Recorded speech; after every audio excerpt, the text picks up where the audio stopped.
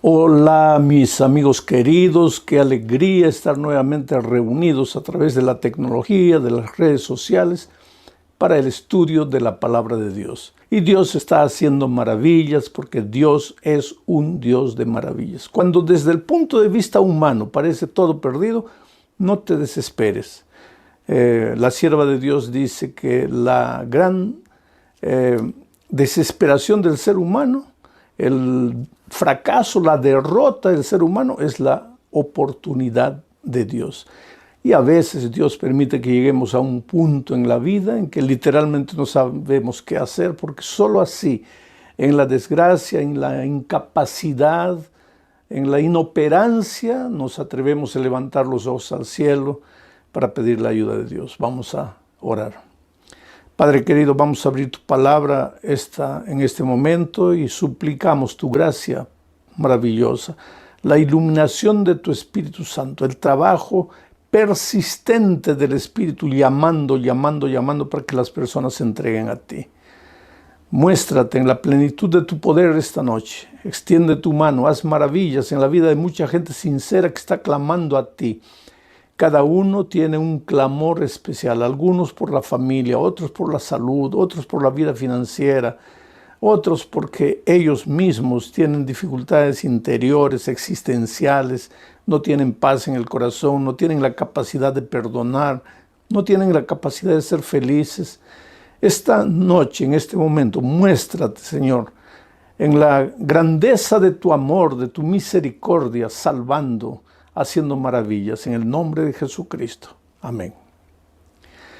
Muy bien, mis queridos amigos, vamos a abrir el texto bíblico. Primera a los Corintios, capítulo 15.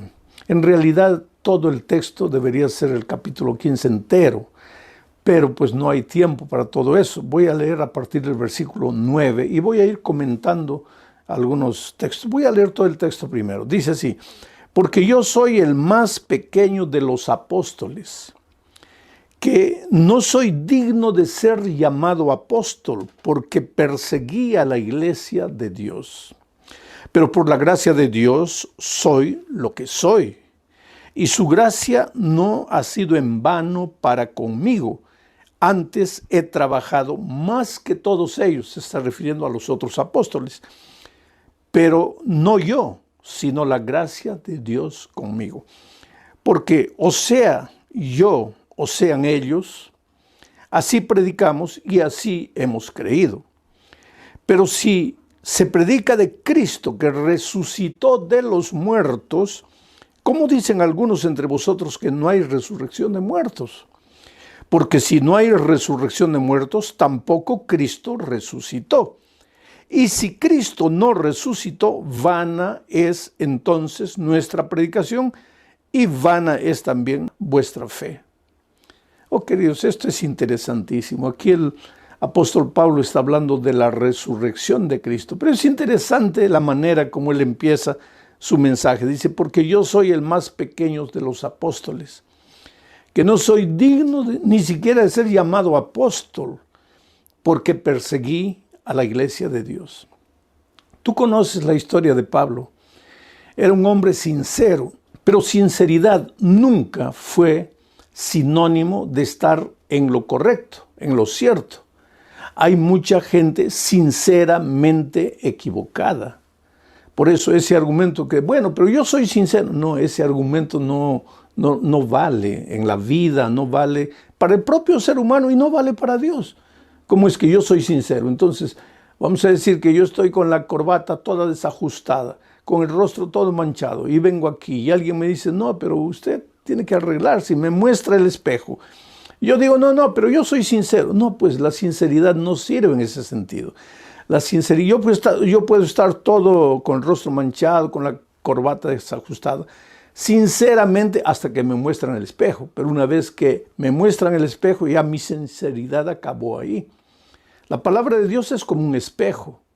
Entonces nosotros podemos haber vivido toda la vida con sinceridad, haciendo cosas que no estaban escritas en la palabra de Dios, sirviendo a dioses falsos, con toda sinceridad, pensando que estaba haciendo lo mejor.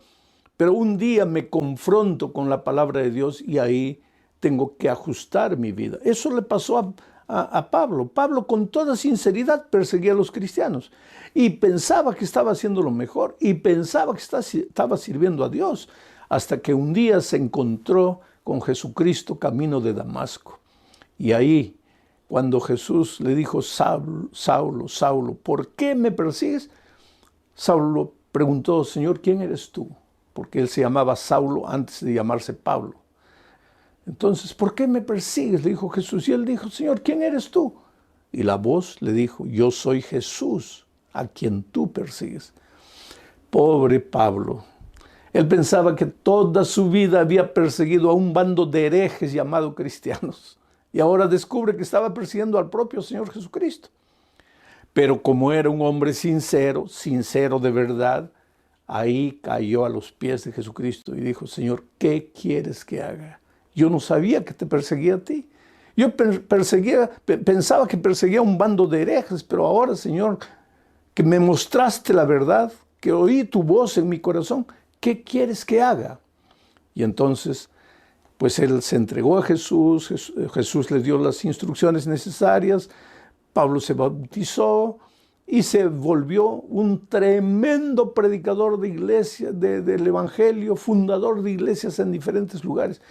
Y ahora, años después, escribe diciendo: porque yo soy el más pequeño de todos los apóstoles. Porque ni siquiera apóstol debería llamarme, porque perseguía a la iglesia de Dios.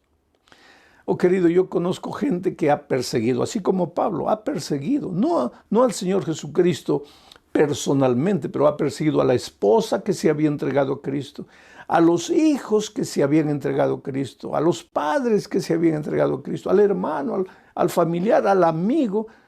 Porque te digo una cosa, cuando tú te entregas a Jesús, inmediatamente van a venir las personas: pero eres un tonto, pero cómo te dejas engañar, pero te están lavando la cabeza, pero eso, pero aquello. Te hacen sentir a veces hasta ridículo, como si estuvieras cometiendo un terrible delito. Antes, cuando te emborrachabas en la calle, usabas drogas, hacías tonterías, ahí no, ahí estabas bien. Ahora que te entregaste a Jesús, ahora no, eres un tonto, no vales para nada, te dejas engañar. La vida es así. Y yo he conocido gente burlona, gente sarcástica, que se reía de los cristianos, del cristianismo, de la palabra de Dios, pero un día, porque por tras de todo ese sarcasmo había sinceridad, un día se confrontaron con la palabra de Dios y se rindieron como Pablo. Y de repente, en este momento, yo estoy predicando a alguien que no cree en lo que estoy predicando, no cree en la palabra de Dios, no cree, no, todo eso es tontería, todo eso es mentira, lo único que quieren es el dinero, que eso, que aquello.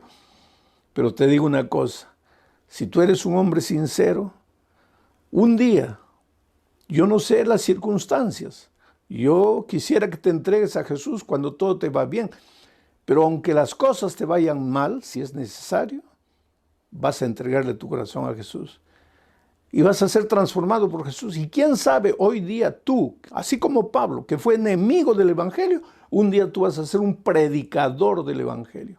Hoy día, que en este momento estás borracho ahí en una cantina, llenando la cabeza de alcohol, un día, recuérdate, ese borracho no existirá. Existirá un tremendo predicador del evangelio, un hombre cuya vida será una inspiración para todos los otros, porque Dios es grande.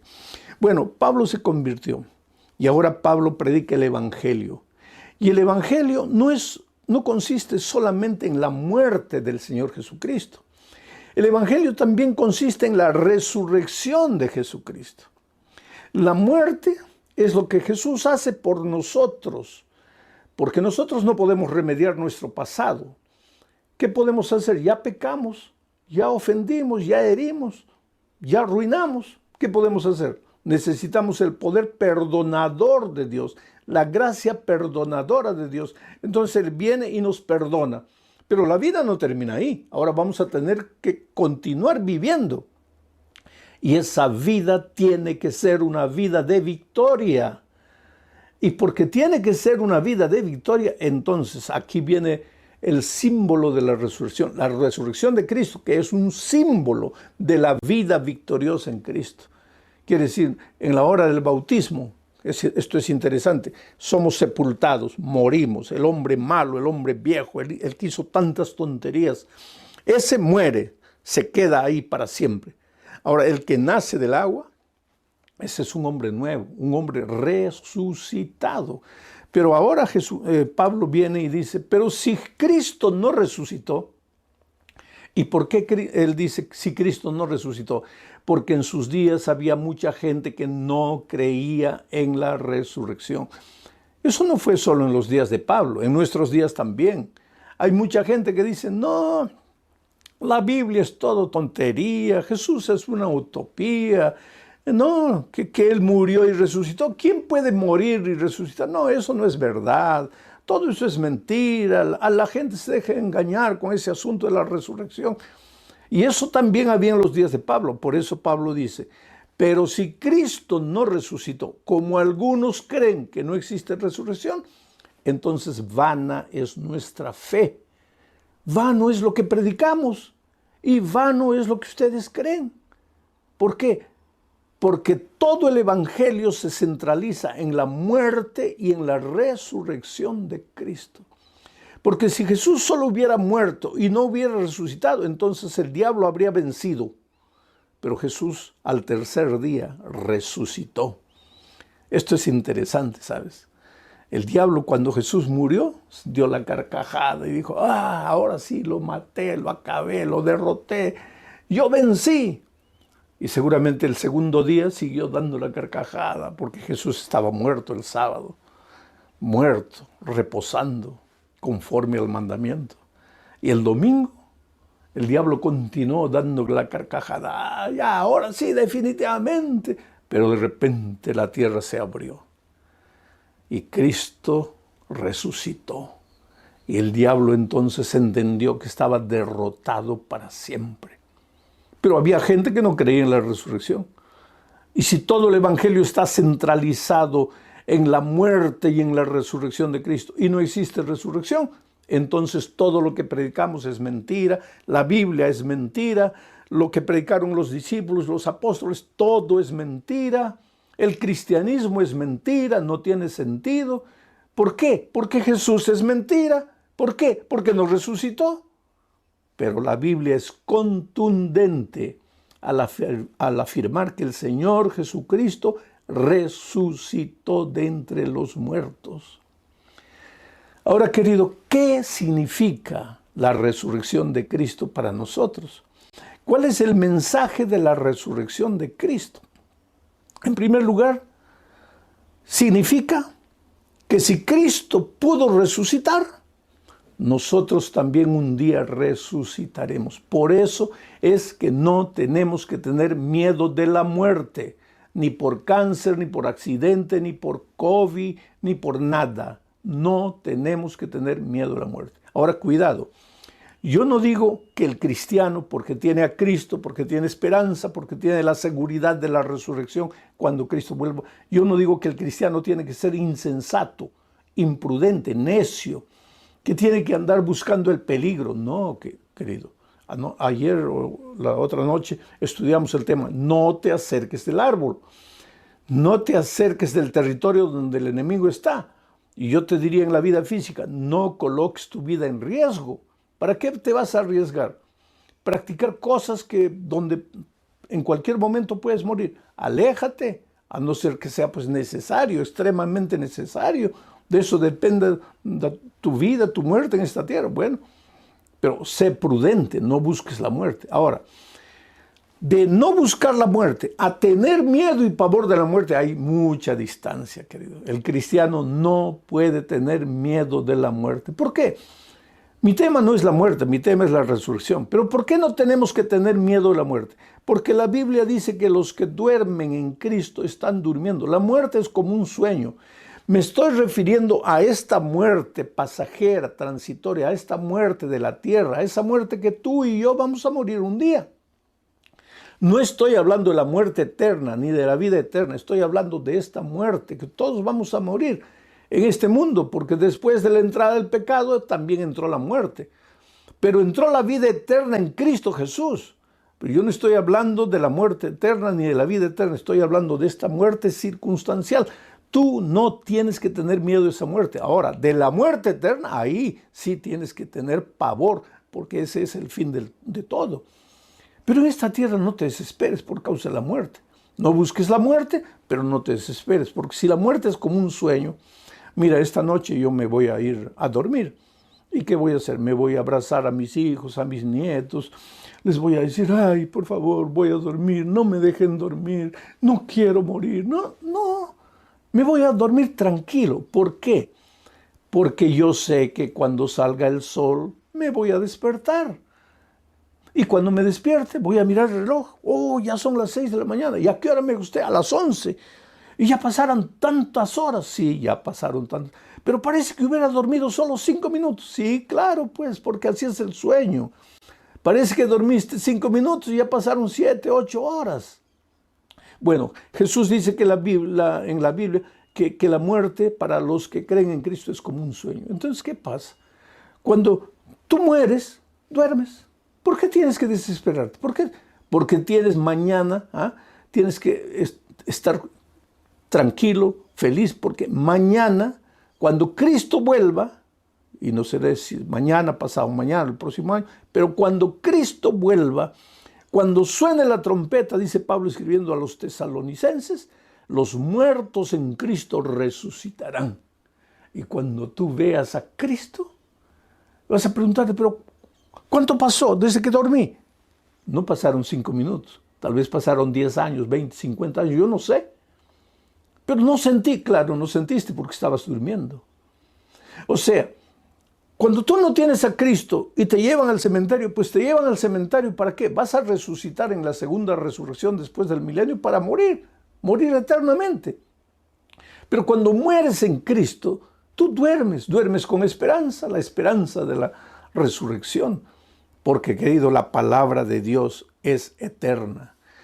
La hierba se seca, la flor se marchita, pero la palabra de Dios dura para siempre. Entonces, si estás triste porque tu hijito con 3 años murió, no te desesperes. Cuando Cristo venga, Él lo va a resucitar y te va a entregar a tu hijito de 3 años y tú vas a tener la alegría de criar a tu hijo hasta la edad adulta. Si tu padre murió, si tu mejor amigo murió, si tu esposa murió, no te desesperes. Llora porque tienes sentimientos. Por eso Pablo dice, hermanos, no queremos que os entristezcáis como los que no tienen esperanza. El que no tiene esperanza pues se desespera, la vida acabó ya. No. Pero el que tiene esperanza, ese se entristece también, llora, derrama una lágrima, porque tiene sentimientos, porque tiene nostalgia. Pero él tiene la esperanza de la resurrección. Y yo sé que cuando Cristo venga, yo voy a poder abrazar a mi padre, a mi madre. Mis hermanos, por la gracia de Dios, todavía permanecen vivos. Y yo voy a abrazar a mis grandes amigos que murieron en Cristo. Compañeros pastores que lucharon conmigo por la predicación del Evangelio, pero que ya descansan. Y de repente mañana también me toca a mí. Dios dice, bueno, hijo, ya cumpliste tu ministerio, descansa. Voy a descansar con alegría, con júbilo, sabiendo que Cristo va a volver y yo voy a resucitar. Entonces, esa es una de las ventajas, diría así, que el tema de la resurrección me trae. La seguridad de que la muerte no es el fin de todo, de que la muerte es apenas un sueño y que cuando Cristo venga voy a resucitar. Pero hay otro mensaje espiritual poderoso en el tema de la resurrección. ¿Te acuerdas de Jesucristo cuando resucitó a Lázaro? Fue en esa ocasión que Jesús dijo, no se desesperen porque Lázaro está durmiendo. Y una hermana de Lázaro le preguntó a Jesús, pero Señor, si duerme, despertará. Y él le dijo, no, es que está muerto. Pero Señor, ¿está muerto o está durmiendo? Pues está muerto, pero está durmiendo. Porque para el que está en Cristo, el muerto está durmiendo hasta el día de la resurrección. Y entonces Jesús llegó delante de la tumba y dijo, retiren la piedra. ¿Por qué Jesús dijo, retiren la piedra? Porque en la vida cristiana, queridos, hay cosas que Dios puede hacer. Tú como ser humano no las puedes hacer. Pero hay cosas que tú las tienes que hacer. Y Dios podría hacerlas, pero no las va a hacer. Porque eso es tarea tuya. Tú tienes que hacerlo. Es responsabilidad humana. Por ejemplo, El Señor Jesucristo, que iba a resucitar a un muerto que ya estaba en ese estado cadavérico 4 días, que ya olía mal, ese poder que Jesús tenía, Él no podía con ese poder retirar la piedra de la tumba. Claro que podía. Y entonces, ¿por qué le dijo a los hombres, retiren ustedes la piedra? Porque aunque Jesús puede retirar la piedra, Él no la va a retirar. Quien tiene que retirarla es el ser humano. Ahora, ¿el ser humano puede resucitar a un muerto? No. Entonces Jesús lo va a hacer. Pero la piedra, el ser humano la tiene que retirar. Entonces, eso funciona en todos los aspectos de la vida cristiana. A veces nosotros queremos que Dios lo haga todo. Vamos a decir que estoy desempleado. Y me arrodillo, Señor, ayúdeme a encontrar empleo. Yo creo en ti, tú eres grande, tú eres poderoso, tú haces maravillas. Yo tengo fe, Señor, ayúdame a encontrar el empleo. Pero te quedas después de orar tranquilo en la casa. ¿Qué empleo te va? ¿Tú crees que Dios te va a hacer caer el empleo del cielo? No. Ahora, después de haber clamado a Dios, tú vas a salir. Y vas a hacer las entrevistas que tengas que hacer. Y vas a tocar las puertas. Y vas a aplicar. Y te vas a enfrentar a gente que te va a mirar a veces con desdén, con desprecio, con menosprecio. Pero esa es la parte tuya. Tienes que tocar puertas, tienes que caminar, tienes que cansarte. Pero ahora lo haces sabiendo que el Espíritu de Dios está yendo adelante de ti, tocando la puerta del corazón de esos hombres duros para que te den el empleo. Cuando el gerente de la empresa a la que mandaste la aplicación comienza a leer el papel, el Espíritu unge sus ojos con colirio para que vea tu nombre y para que te dé la oportunidad. Ahora, la oportunidad, ¿quién va a ir a trabajar? ¿Quién va a levantarse a las 4 de la mañana a ir? Eres tú. El asunto es que muchos cristianos malinterpretamos eso y pensamos que Dios no nos responde porque nosotros no quitamos la piedra. Quien tiene que hacer la parte humana es el ser humano. Quien tiene que hacer la parte divina es el Señor Jesucristo. Y en aquella ocasión el Señor Jesucristo le dijo, Lázaro, sal. Y por el poder de la palabra de Jesucristo, el muerto, el cadáver que ya olía mal, que ya estaba en estado de descomposición, se levantó y salió. Por el poder de la palabra de Dios. Aquí está la palabra de Dios, querido. Jesucristo no está a nuestro lado así corporalmente, aunque su espíritu en este momento está usando la palabra para tocar tu corazón. Y yo te digo, por el poder de la palabra de Dios, aunque estés en estado cadavérico espiritualmente, aunque sientas que ya no tiene sentido nada, aunque creas que todo está perdido, todo está acabado, por el poder de la palabra de Dios, el Espíritu será capaz de hacer maravillas. Y Lázaro se levantó. Y hay un predicador del siglo XVIII que me impresiona con la fuerza de su predicación. Y él decía, Jesús tuvo que decir, Lázaro, sal fuera. Porque si Jesús no dijera, Lázaro, sal fuera, el poder de su palabra era tan grande que todos los muertos del mundo resucitarían. ¡Qué poder extraordinario de la palabra de Dios! Por eso Jesús dice, ese predicador tuvo que decir, Lázaro, solo tú, como una primicia. Porque los otros resucitarán cuando yo vuelva por segunda vez. Solo tú, Lázaro. Entonces yo te pregunto, si Jesús fue capaz de resucitar a un hombre que ya olía mal, que ya estaba en estado de putrefacción, ¿por qué no puede resucitar tu matrimonio?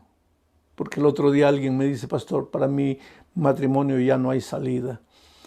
Le digo, ¿qué? ¿Ustedes pelean mucho? Y la señora me dice, pastor, ojalá que peleásemos. Porque si peleásemos, por lo menos sería evidencia de que estamos vivos. Lo peor es que ya ni siquiera peleamos. Hay una indiferencia, una frialdad, un hielo entre nosotros. Vivimos debajo del mismo techo, dormimos en la misma cama, pero ya entre nosotros no existe nada. Todo está destruido. Para mi matrimonio ya no hay salida. Pues querido, tal vez tu matrimonio ya está en estado de descomposición. Desde el punto de vista humano ya no hay salida. Pero la palabra de Jesucristo. Por eso es que tienes que apoderarte de la palabra de Jesús. Tu hijo está en las drogas desde el punto de vista humano, ya no hay salida, está perdido, está acabado. Pues ahora viene la palabra de Dios y por la palabra de Dios tu hijo puede largar las drogas. Cuando Dios entra a un corazón y solo puede entrar cuando tú le abres la puerta, oh querido, no hay nada que Jesucristo no pueda hacer en tu vida. A lo largo de mi vida he encontrado tantos milagros. Yo estaba predicando hace muchos años en los Estados Unidos vía satélite, justamente desde Nueva York para todos los Estados Unidos. Y en Los Ángeles me estaban escuchando el mensaje. Y ahí sucedió un milagro, porque había una pareja mexicana. El hombre era un malo, perverso, golpeaba a la esposa, pero la golpeaba casi al punto de dejarla muerta. Y un día ella pensó, si yo me quedo aquí, él me va a terminar matando, mejor me escapo, pero ¿a dónde me escapo? Y el marido le había dicho, y si un día te atreves a escapar, yo te busco, yo te alcanzo, y en cualquier lugar del mundo yo te alcanzo y te mato. Entonces mejor ni te atrevas a salir de aquí. Pero un día mientras él se fue a trabajar, ella agarró un poquito de ropa, tenía unos primos en Los Ángeles, ella vivía en México. Cruzó la frontera y se fue para Los Ángeles. Y se escondió en la casa de su familia allá en Los Ángeles. Pero cuando llegó allá, descubrió que la familia había conocido la palabra de Dios y que ahora todos los días antes de salir al trabajo la familia se reunía, cantaba, estudiaba la palabra de Dios y ella pues estaba hospedada en la casa de ellos, por cortesía comenzó a escuchar y en esos días comenzó la campaña de evangelismo que yo estaba haciendo desde Nueva York y el primo le dijo, mira, yo sé que tú no estás de acuerdo con estas cosas, que no te gusta el evangelio, pero yo te pido una cosa, por favor, ve solo esta noche. Ve solo esta noche. Después ya no vas. Y ella fue la primera noche. Y le gustó la palabra de Dios. Le mostró cosas que ella no veía. Se dio cuenta por qué su matrimonio no había salido bien. Y entonces la segunda noche le dijo al primo, yo quisiera ir hoy también. Anoche me gustó mucho el mensaje. Y fue la segunda noche, la tercera, la cuarta, la quinta, la sexta noche. Pero vamos al otro capítulo. Y el esposo allá en México, un día llegó a la casa, no encontró a la esposa. Y pues se enardeció, se llenó de ira, dijo, yo la mato. Y comenzó a averiguar a dónde se fue. Y descubrió que ella tenía unos primos en Los Ángeles. Entonces él dijo, ya sé, ella se fue allá. Yo voy allá, la encuentro, la mato y me vuelvo aquí, nadie va a saber que la maté. Y se fue a Los Ángeles, descubrió la dirección de los primos, comenzó a vigilar de día, vigilar de noche, y una de esas noches vio a la esposa saliendo con los primos, justamente para la primera noche de las conferencias que yo iba a predicar desde Nueva York. Y él la siguió de lejos. Cuando ellos entraron a la iglesia, él también entró a la iglesia, se quedó en el último banco y escuchó la palabra de Dios. Y querido, la palabra de Dios, ya te he dicho, es espada de dos filos y penetró hasta el fondo del corazón de este hombre y lo sacudió y lo hizo llorar. Y en la hora del llamado, cuando yo llamé a las personas, él se levantó, salió para afuera, no quiso responder al llamado. Pero la segunda noche volvió y la otra noche volvió y cada noche el Espíritu de Dios lo golpeaba pues como una dinamita. ¿Ah? El poder del Evangelio es dinamita, el poder del Evangelio es dinamita que destruye la roca más dura. Y ese hombre, la tercera noche, la cuarta y la sexta noche yo prediqué de Lázaro, la resurrección de Lázaro y cómo Jesús resucitó a un cadáver destruido, podrido, acabado. Y esa noche yo pregunté, ¿cómo tú puedes decir que Dios no puede resucitar tu matrimonio? Desde el punto de vista humano, tú ya no tienes salida, no hay salida para tu matrimonio, pero Cristo puede hacerlo. Confía en Él, confía en sus promesas. Y cuando hice un llamado, ¿cuántos quieren entregarle la vida a Jesús? La esposa que estaba ahí se levantó y vino adelante. Y él atrás, sacudido por la palabra, vio a la esposa yendo y se levantó también. La esposa llegó aquí, estaba en lágrimas, emocionada, entregándole el corazón a Jesús. Los primos a un lado, viendo emocionados la decisión de la prima. Y de repente, cuando ella está así, siente que alguien le aprieta el brazo. Y cuando mira, ve a su esposo. Y ahí empalidece y se desespera porque el esposo le había dicho: si tú te vas, yo te alcanzo. En el fin del mundo te encuentro, pero te encuentro para matar. Y cuando ella vio, pensó: ahora me va a matar. Y él vio el miedo, el espanto reflejado en los ojos de la esposa. Y se dio cuenta de lo que estaba haciendo. Y le dijo: querida, yo no te voy a hacer nada. Yo también me estoy entregando a Jesús. Y le contó la historia. Y hoy día son una pareja feliz, se quedaron a vivir en Los Ángeles, están ahí contentos, felices, transformados por el Señor Jesús. Ese es el Cristo del Evangelio. Ese es el Jesús al cual te invito a que lo aceptes. Ábrele tu corazón. Bautízate, querido. Hay un texto que me gusta aquí en Colosenses capítulo 2, versículo 12. Mira lo que dice. Sepultados con Él, con Jesucristo, en el bautismo. En el bautismo es que te sepultas con Cristo. En el cual fuisteis también resucitados con Él mediante el poder de Dios. Bautízate. Porque al ser bautizado mueres a tu vida de pecado y resucitas en el poder de Dios para una vida de victoria. El sábado va a haber bautismo, bautízate. Y si todavía no te has bautizado, pues entrégale a la vida a Jesús y empieza a estudiar la Biblia y prepárate para el reino de los cielos. Toma tu decisión ahí. No rechaces, no argumentes, no endurezcas tu corazón, no postergues. Ahora, en ese momento, entrégale el corazón ahí. Voy a orar por ti.